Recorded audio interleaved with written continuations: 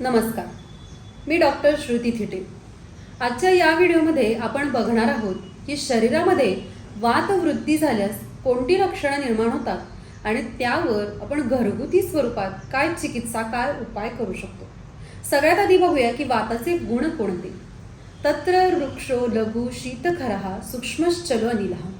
वातवृद्धी शरीरात झाल्यास वाताचे हे गुण देखील शरीरामध्ये वाढतात. चला बघूया की वाताचे कोणती लक्षणं वातवृद्धीमुळे शरीरात निर्माण होतात.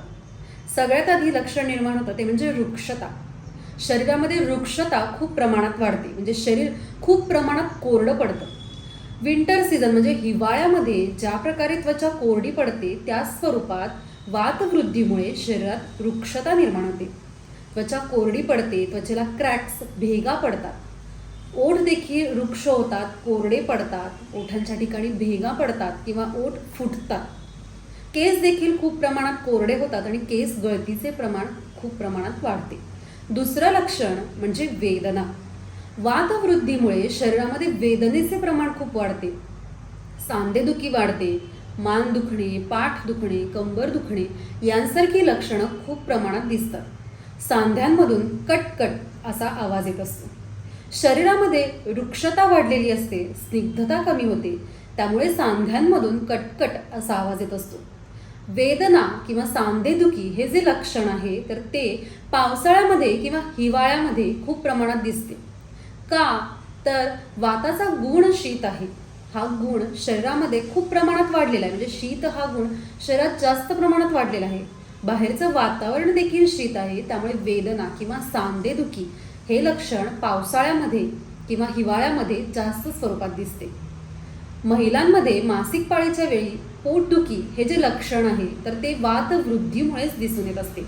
वाताचे अनुलोमन न झाल्यास, म्हणजे वाताला योग्य प्रकारे गती न मिळाल्यास पोटदुखी हे लक्षण निर्माण होत असते. त्याचमुळे मासिक स्त्राव किंवा ब्लिडिंग हे अनियमित स्वरूपाचे दिसू शकते. तिसरं लक्षण म्हणजे चंचलता किंवा अस्थिरता. वातवृद्धीमुळे शरीरात चंचलता निर्माण होते. अशा पद्धतीच्या व्यक्ती ह्या एका ठिकाणी जास्त वेळ बसून राहू शकत नाही. त्यामुळे वातवृद्धी जर शरीरात झालेली असते तर व्यक्तींचं कॉन्सन्ट्रेशन किंवा फोकस किंवा स्टॅबिलिटी ही खूप कमी प्रमाणात दिसून येते. या व्यक्ती खूप प्रमाणात बोलतात किंवा भरभर बोलतात. या व्यक्तींची झोप ही डिस्टर्ब अशी असते, म्हणजे अगदी थोड्याशा आवाजाने देखील यांना जाग येते. या व्यक्तींना स्वप्न भरपूर पडतात आणि भीती देखील खूप प्रमाणात वाटते. चौथं लक्षण आहे ते म्हणजे विषम अग्नी. वातप्रकृतीच्या व्यक्तींचा अग्नी हा विषम असतो, म्हणजे या व्यक्तींना कधी जास्त प्रमाणात भूक लागते तर कधी कमी प्रमाणात भूक लागते. त्यामुळे वातवृद्धी जर शरीरात झाली तर या व्यक्तींमध्ये पचनसंस्थेशी रिलेटेड व्याधी दिसून येतात किंवा वेट लॉस हे लक्षण जास्त स्वरूपात दिसतं. तसं तर वातप्रकृतीच्या व्यक्तींचं वजन हे असताना कमी असतंच, परंतु वातवृद्धी जर शरीरात असेल तर वेट लॉस आणखीनच दिसून येतो. पाचवं लक्षण म्हणजे कॉन्स्टिपेशन किंवा मलावरोध हे पाचवं लक्षण. वातप्रकृतीच्या व्यक्तींचा कोठा हा क्रूर असतो, त्यामुळे व्यक्तींमध्ये कॉन्स्टिपेशन किंवा हार्ट स्टूल यांसारखी लक्षणं जास्त स्वरूपात दिसतात. त्याचप्रमाणे पोट जड होणे किंवा आपण ज्याला ब्लोटिंग म्हणतो, पोटदुखी ही लक्षणं वातवृद्धीमुळे अधिक प्रमाणात दिसतात. कॉन्स्टिपेशन हे जर लक्षण खूप दिवसांकरता दिसत असेल तर पुढे जाऊन फिशरसारखी व्याधी निर्माण होऊ शकतात. चला बघूया की आपण यावर घरगुती स्वरूपात काय चिकित्सा करू शकतो.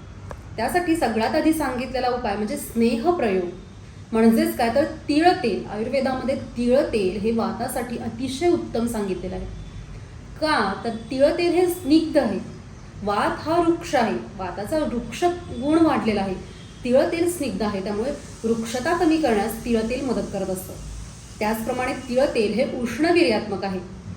वात हा शीत आहे, त्यामुळे वाताचा शीत गुण कमी करण्यासाठी तिळ तेल मदत करत असतं. त्यामुळे तिळ तेल हे वातासाठी सर्वोत्तम आहे असं आयुर्वेदाने सांगितलेलं आहे.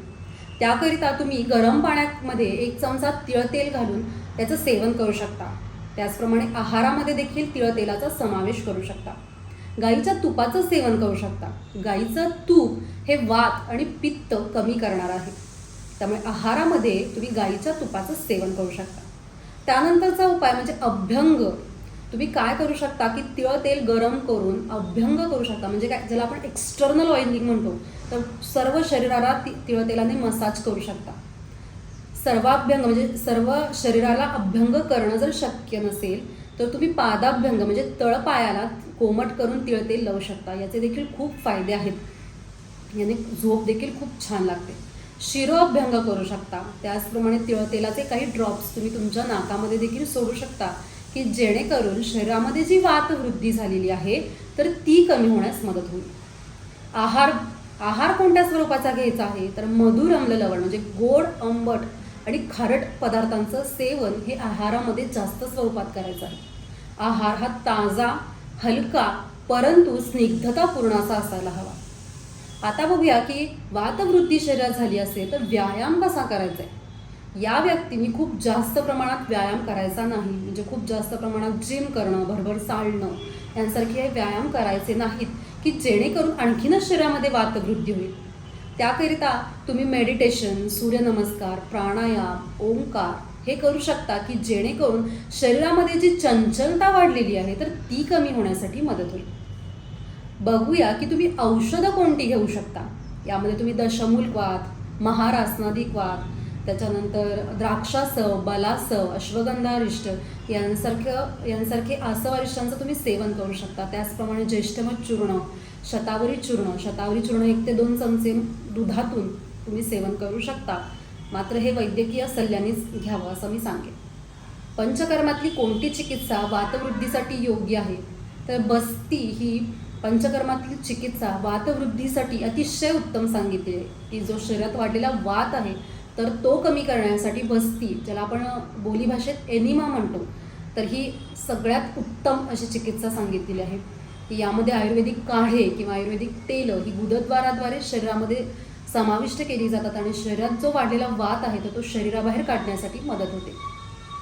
ही चिकित्सा आपण वर्षा ऋतूमध्ये करू शकतो. मात्र वातवृद्धीची लक्षणं जर खूप प्रमाणात असतील, खूप स्वरूपात दिसत असतील तर कोणत्याही ऋतूमध्ये ही चिकित्सा तुम्ही करू शकता.